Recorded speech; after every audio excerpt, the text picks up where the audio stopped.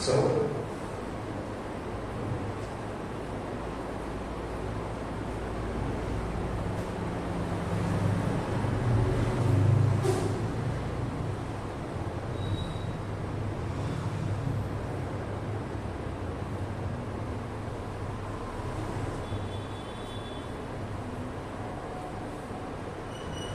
praise the Lord. Praise the Lord. அருமையானவர்களே, கர்த்தர் உங்களை அனைவரையும் முதலாவது ஆசீர்வதிப்பாராக. எல்லாம் கைவிடும், ஆனால் இயேசு கைவிட மாட்டார். எல்லாரும் நமக்கு துரோகம் பண்ணாலும் கர்த்தர் நமக்கு நல்லவராக இருப்பார்.